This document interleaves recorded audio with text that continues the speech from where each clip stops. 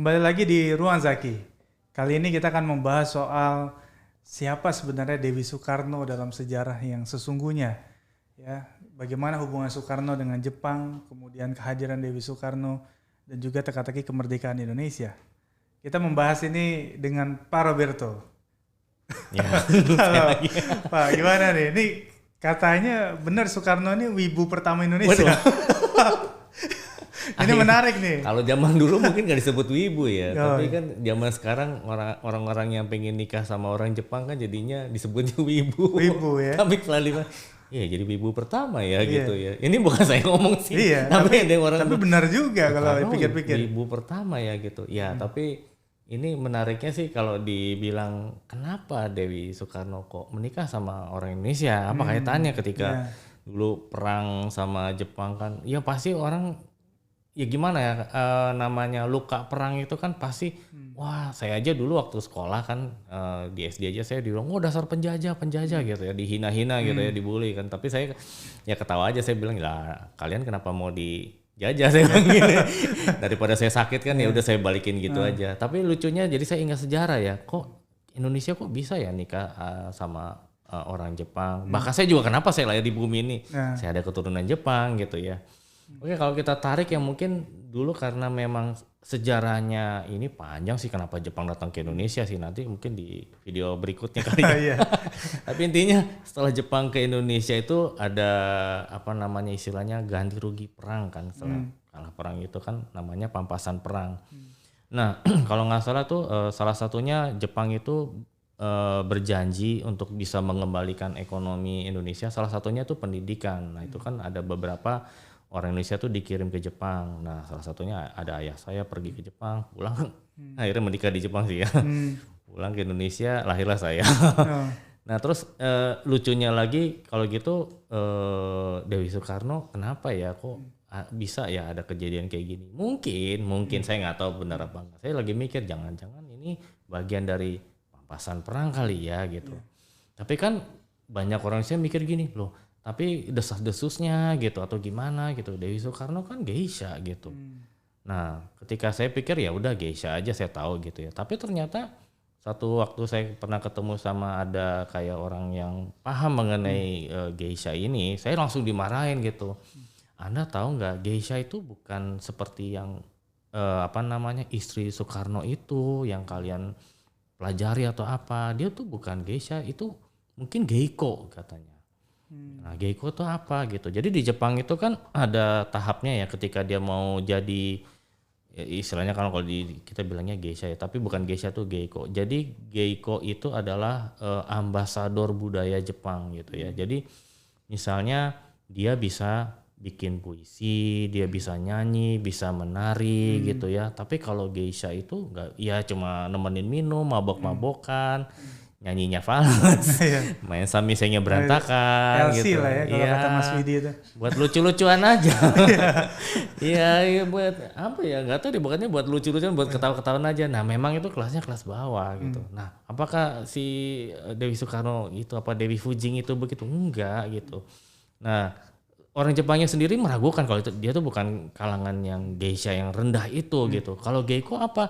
Anda tahu Maiko nggak gitu misalnya. Maiko kan ibaratnya itu calon untuk supaya jadi ambasadornya itu kan.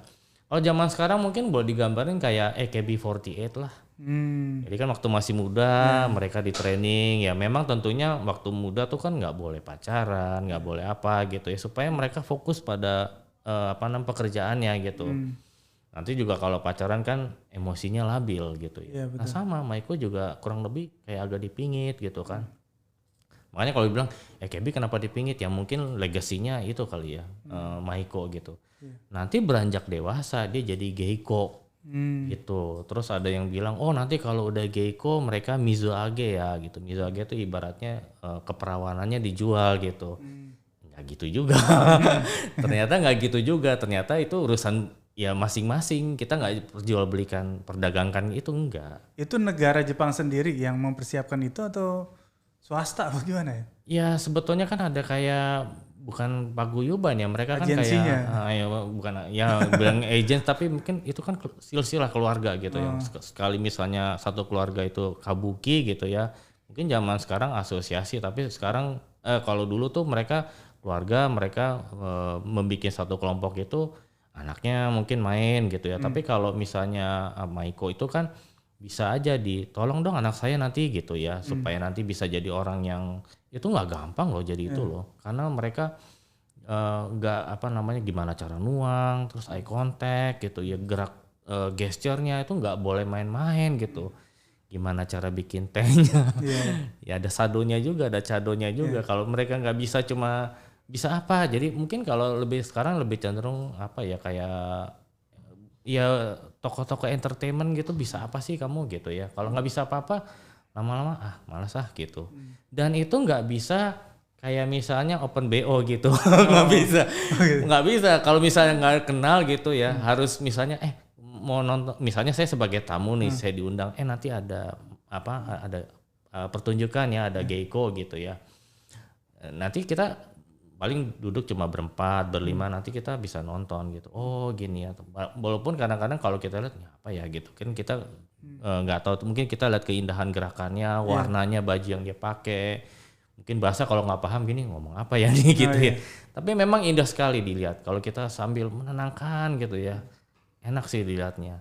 Nah, ada lagi satu lagi mungkin kalau pernah nonton film ini nggak, Memoir of Geisha. Pernah. Yang itu ya, yang buatan saudara dari Amerika. Nah, itu kan sebetulnya itu geisha tapi dia perform di banyak orang. Nah, itu waktu saya dikasih tahu itu bukan geisha juga. Itu namanya geigi. Jadi geigi itu yang dipertontonkan banyak orang, itu sebagai representasi dari cerita-cerita rakyat, dibikin kayak memang ya wayang golek, bukan wayang golek ya, wayang orang gitu ya. Jadi ada orangnya gitu. Ya ada baca puisi juga, ada dialognya juga. Nah, itu ada cerita-cerita, ada legendnya juga di itu digambarkan. Makanya jadi kalau ngomongin kembali lagi tadi Dewi Soekarno ya, Dewi Fujing itu bukan dari kasta yang rendah sih. Yang tadi bilang geisha gitu. Bukan. Malu dong kita ya. Jadi kalau geisha itu punya makna juga, memberikan tafsiran tentang Jepang itu seperti apa? Kalau geisha? Ya kalangan ya zaman dulu sih ya, memang entertainment yang kelas rendah sih ya. Ya tapi makanya saya juga dulu kepikiran kok gini sih ya, presiden kita kok nikah sama orang kayak gini gitu ya. Tapi ya udahlah, itu zaman dulu, masalah apa gitu ya. Harusnya band kita bukan geisha, namanya Geiko gitu. Geiko ya. Iya, ada band geisha ya.